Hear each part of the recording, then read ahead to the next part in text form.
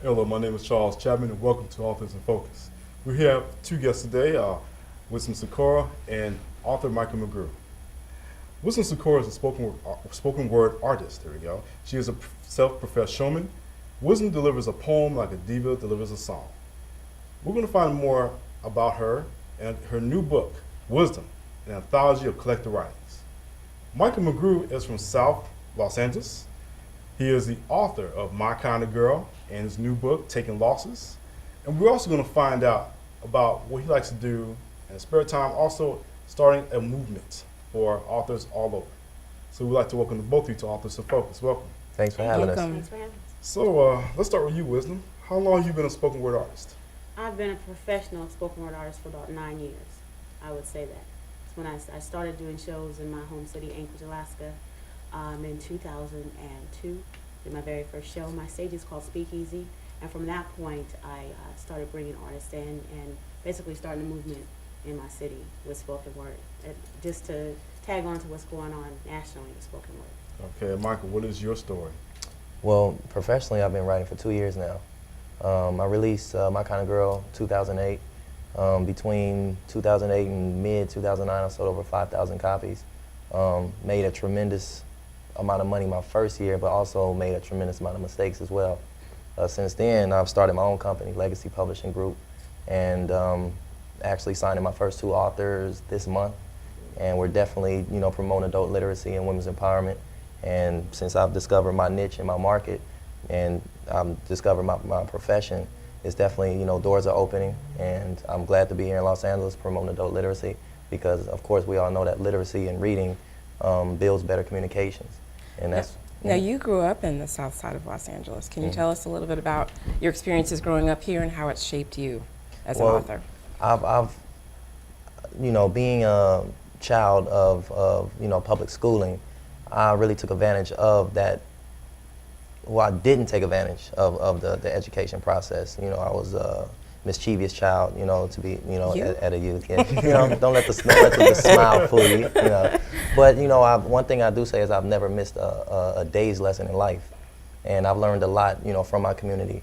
And most importantly, I wake up with the intent to give every day. So I wouldn't necessarily focus on the negative that I've, experienced, but I've also experienced a lot of positive things too.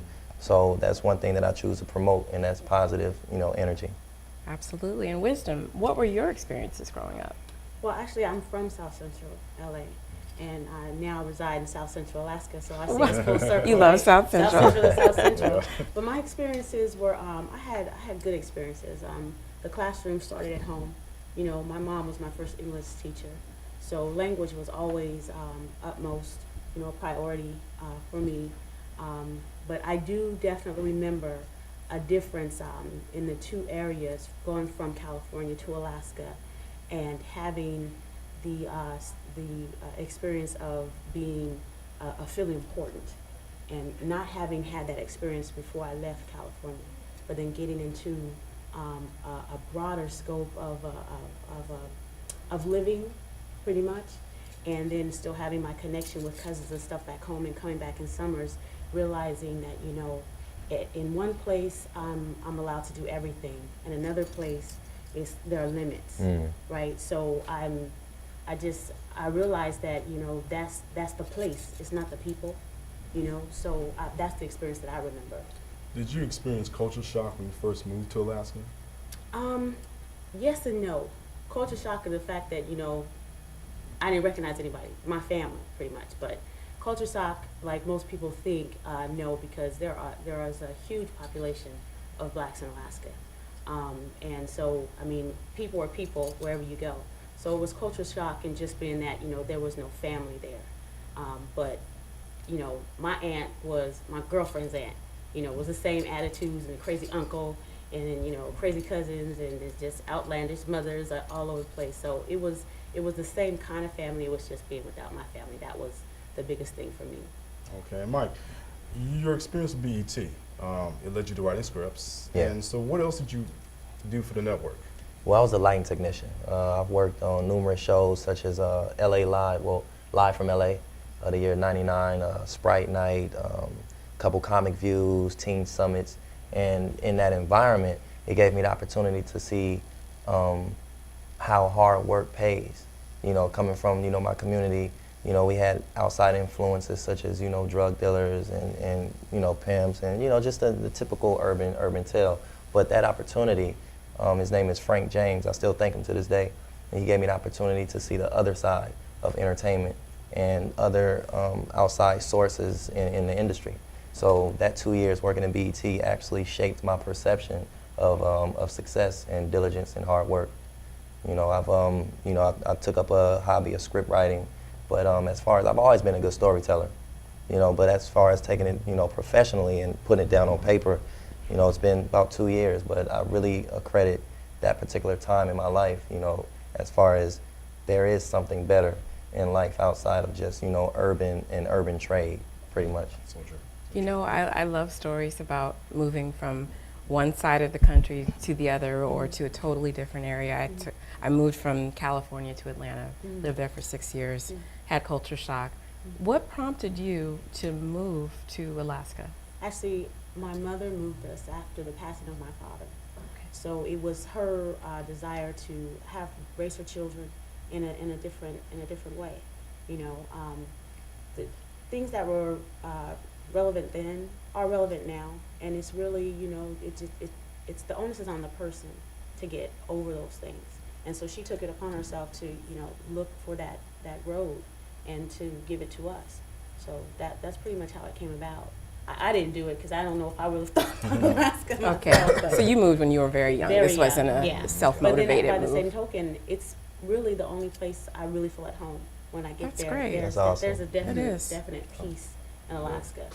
You know, Have so to come see. we don't have sometime. anything Exactly. else, but Yeah, I mean, she's also inspired me. Like, I Yes. had no interest in even, you know, moving or even visiting Alaska until I met Wisdom. Yes. well, part of what I do in what I do at home with my shows and stuff is I bring poets in, and just to have the experience with people who are coming from, you know, Los Angeles or Bmore or, you know, DC or New York, and to see them seeing a new environment and yes. being like, you know, wow, this is, I mean, the air is fresh, Yeah. the sky is big. I had an artist, 13 of Nazareth from Virginia, come up, and he was like, the sky is just big. I'm like, what do you mean the sky is big? Because he just don't understand, the sky is big. So to have bring people out of South Central and bring them to Alaska, where the mountain, it looks like you can touch the mountain. It's an awesome thing, and it Yes. does a real beautiful thing to It's the therapeutic creativity. for the Yes. spirit. Yeah, Yes. I've had Yes. a poet, Complex, out of Baltimore. He wrote a beautiful poem while he was in the hotel room about his experience with his father and wanting to play football when he was younger. And when he shared that on stage, I about passed out. You know, just to be a part of that process, to give a creative mind a landscape to create that kind of beauty. It's just, it was more than worth the trip. Great. We'll be Yeah. booking our flights. Yes, we will. Yes, we will. Yes, we will. Your first book, Wisdom, an anthology of collected writings, was just published. What can you tell us about your book? It's pretty much true to the live performance. It's a collection of what I think are my strongest pieces.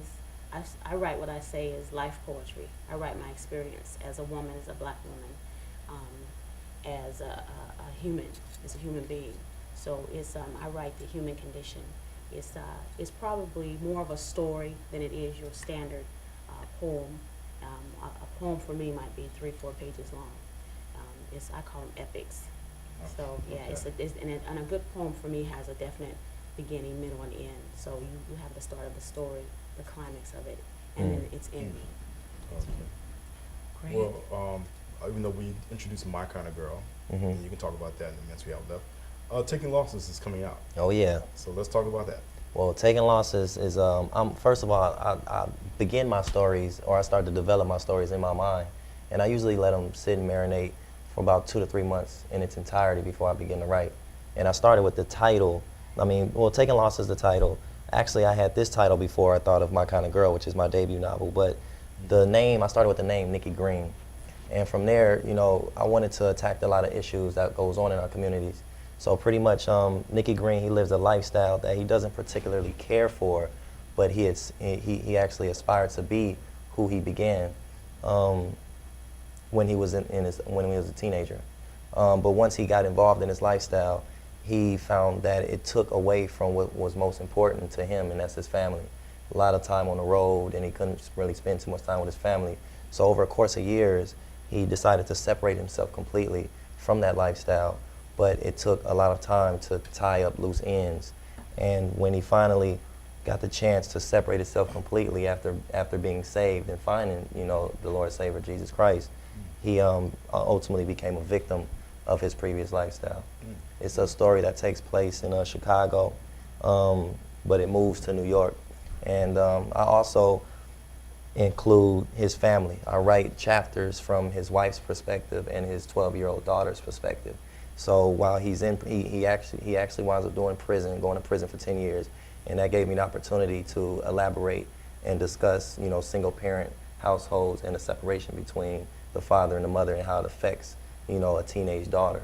So at the time when she really needed him, he wasn't there, you know, to provide for her, even give her the you know, the voice of a father. So she fell victim to a lot of situations, such as dealing with boys, and you know, the mother was forced to work a second job and so forth. But not only do I discuss, you know, from the daughter's perspective, but the wife's perspective, and dealing with, you know, the father being in, her husband being in prison, and also being enticed by outside influences with men, having affairs and so forth. But overall, the story comes together in its entirety. I'm actually very proud of this novel, and I can't wait for you know, my readers to grab this novel. It's available in nationwide, Amazon, you know, everywhere. Ebooks available. I'm also I selling love books. the color. I love the cover. How did you decide on using your? Well, I'm all about marketing and branding. You know, That'll and, do it. Yeah. Well, I mean, what better opportunity to you know, become your own model? Yes. You know, so I mean, I just like to just express, you know, artistic abilities, and it's also cost effective too.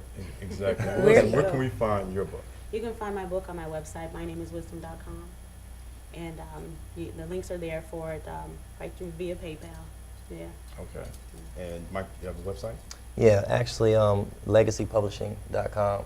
Also, www.bookbizcoach.com, where I offer tips and industry secrets to self-published authors looking for, you know, some assistance, you know, because I made a lot of mistakes.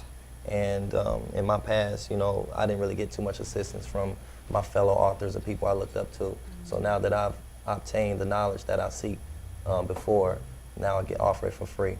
Well, we want to thank you both for being on our show, Wisdom and Michael Yes, thank you McGrew. so much. Thank you Appreciate both it. so Thank much. you. All right. Well, ladies and gentlemen, Wisdom Sikora, an anthology, Wisdom, an anthology of collected writings, and Michael McGrew, Taking Losses, which will be out by the time this airs.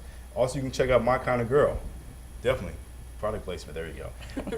My name is Charles Chatmon, along with Chandra Adams. You can visit us at authorsinfocus.com, and we thank you, and always keep your dreams in focus. Take care.